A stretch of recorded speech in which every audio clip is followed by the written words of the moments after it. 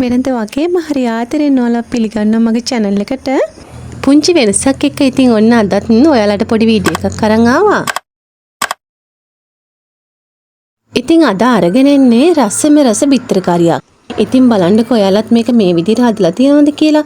මේ බිත්තර කරියත් එක්ක බත්, පාන්, රොටි, පරාටා, ඉන්දියාප්ප ඒ ඕනම එකක් කන්න පුළුවන්. ඒ තරම් මේක මාරම රසයි. ඉතින් එහෙනම් අපි මේක හදමුකෝ. ඉස්සරලා මං කරේ බිත්තර ටික ලිපේ තියාගත්ත එක තැම්බෙන්න හොඳට. ඉතින් මම බිත්තර ගෙඩි 4යි ගත්තේ. ඒක ලිපේ තියලා ඉවර වෙලා ඊට පස්සේ අවශ්‍ය කරන උමනා කරන දේවල් ටික සූදානම් කරගන්නවා. ඉතින් මම මෙතන අරන් තියෙනවා බීලුණු ගෙඩි 2ක්, ඒ වගේම ලොකු සුදු ලුණු ගෙඩියක්, අම්මිරිස් කරල් 3-4ක්, ඒ වගේම තක්කාලි ගෙඩි 2ක්. ඉතින් මේ ටික තමයි උමනා කරන්නේ. ඒ වගේම තමයි වෙනද වගේම කියනවා සපුරුදු විදියට උමනා කරන දේවල් ටික මම ඩිස්ක්‍රිප්ෂන් එකේ දානවා.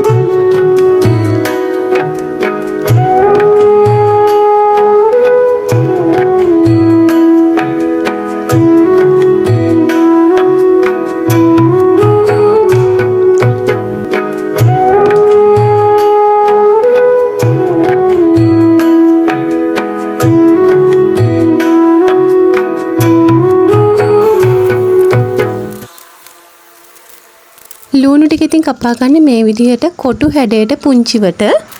ඒ විදිහට ලුණු ගෙඩි දෙකම කපා ගත්තා. ඉතින් තක්කාලි ගෙඩි දෙකත් ඒ විදිහට තමයි පොඩිවට කොටු හැඩයට කපා ගත්තේ.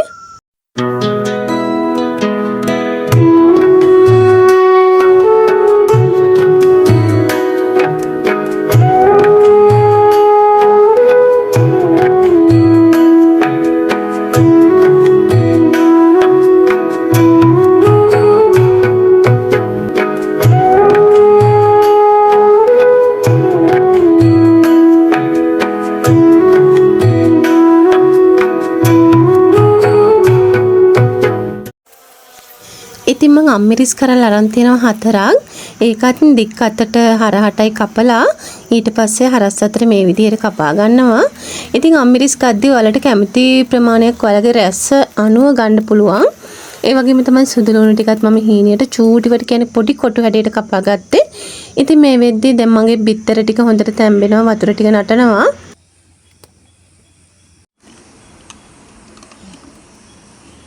බිත්තර ටික මම ඇල් වතුරට දා ගන්නවා. එතකොට මොකද අපිට ඉක්මනට මේකේ කටු ඉවත් කරගන්න පුළුවන්.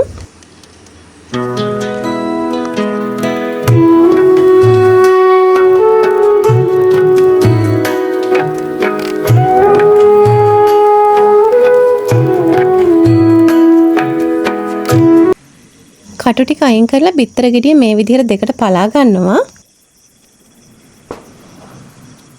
මම ඊළඟට මැටි භාජනයක් ලිපේ තියාගත්තා.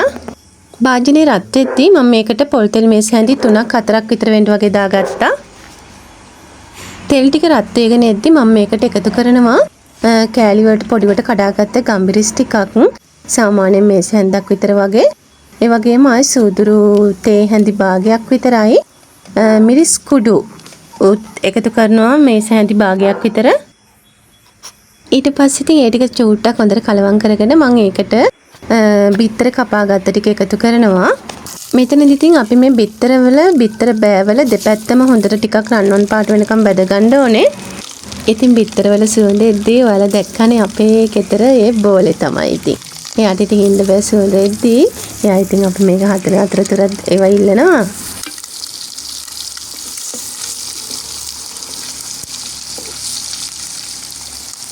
විනාඩි 2-3ක් විතර එක පැත්තක් පැදගෙන ඊට පස්සේ හිමින් සීරුවේ අනිත් පැත්ත හරවලා ඒ පැත්තත් ආ විනාඩි 1-2ක් විතර වගේ බෙද ගන්නවා.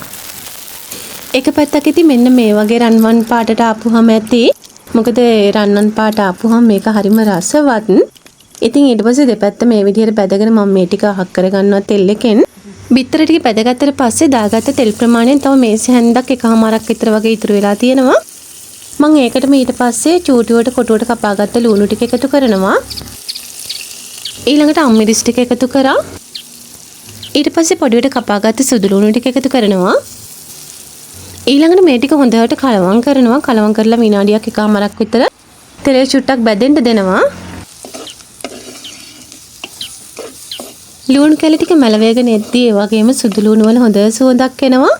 ඉතින් ඒ වෙද්දි මම එකතු කර ගන්නවා මේ කැලි කපාගත්ත තක්කාලි ටික. ඊට පස්සේ ඒ ටිකත් හොඳට මේ විදිහට කලවම් කරනවා.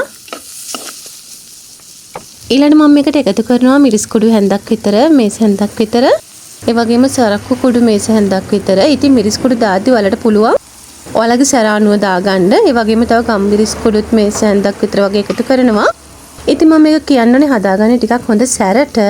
ඒ වගේම තමයි දැන් තමයි එකතු කරේ ලුණු ටිකක්. ඒක ඉතින් ඔයාලට රස අනුව එකතු කරගන්න පුළුවන්.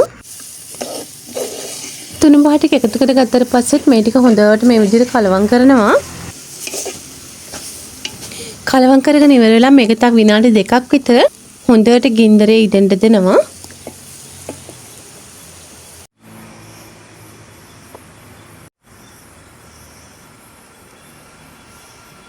මේ වෙනකොට ඉතින් දැන් මේ ලුණු ටික හොඳට අර රන්වන් පාටකට වගේ ඇවිල්ලා තියෙන්නේ. ඊට පස්සේ මම ඉතින් ආයෙ පොඩ්ඩක් මේ ටික හොඳට කලවම් කරගෙන ඉවරලා මම මේකට එකතු කරනවා වතුර ටිකක්. ඉතින් වතුර එකතු කරද්දි ඇල් වතුර තමයි එකතු කරගන්නේ. ඒක ඔයාට ඕන ප්‍රමාණයට එකතු කරගන්න පුළුවන්. ඒ කියන්නේ ඔයාට ඉස්ම වැඩියෙන් ඕන නම් වතුර ටිකක් වැඩිපුර, එච්චරම ඉස්ම ඕනේ නැත්නම් වතුර ටිකක් අඩුවෙන් ඔයාට මේකට එකතු කරගන්න පුළුවන්. ඒ වතුර එකතු කරා කියලා අඩු වැඩි මේකේ රස වෙනස් වෙන්නේ නැහැ. මේක හරියම රසයි. ඉතින් මේ විදිහට වතුර ටිකක් එකතු කරලා මම මේක හොඳට නටව ගන්නවා. වතුර ටික එකතු කරාට පස්සේ ඒක රත් වෙලා හොඳට නටන්න ගත්තාම මම විනාඩි 3මාරක් විතර මේ විදිහට හොඳට මේක මුළු දෙදා නටනකන් තියෙනවා.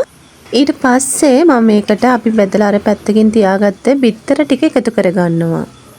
ඉතින් මේ වෙනකොට මේ පැත්තම හරිම සුවඳයි. මේක මාරම සුවඳක් එන්නේ. ඉතින් මේ කරි එකේ බිත්තර ටික එකතු කරගත්තට පස්සේ මම හිමීට හැන්දෙන් බිත්තර ටික කැඩෙන්නේ නැති වෙන්න මේ විදිහට මේ අපේ මිශ්‍රණෙත් එක්ක කලවම් කරගන්නවා. කලවම් කරලා ඉතින් ලුණුත් කොහොමද කියලා බලනවා. ඉතින් මම දාපු ලුණු ප්‍රමාණය නම් හොඳටම ඇති. හරි රස ගන්නට තියෙනවා.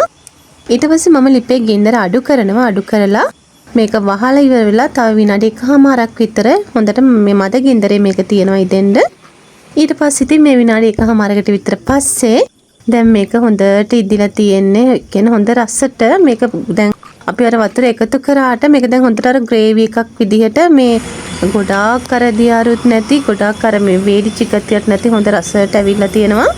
ඉතින් අපි නම් මේක කන්න හැදුවේ රොටි මාරම රසයි. ඉතින් මේක බත් එක්ක වුණත් පාන් ඉදියාප්ප පරාට වගේ එක වුණත් මාරම රසට මැච්චෙනවා. ඉතින් හරියම රසයි. ලොකු අමාරුවක් නෑ. හරි ලේසියෙන් හදාගන්න පුළුවන්. ඉතින් බිත්තර හැමදාම හදන විදිහට වඩා වෙනස් විදිහක්. ඉතින් ඔයාලත් පොඩ්ඩක් try කරලා බලන්න මේ විදිහට හදලා. එහෙනම් ඉතින් ගිහින් එන්නම් බුදු සරණයි.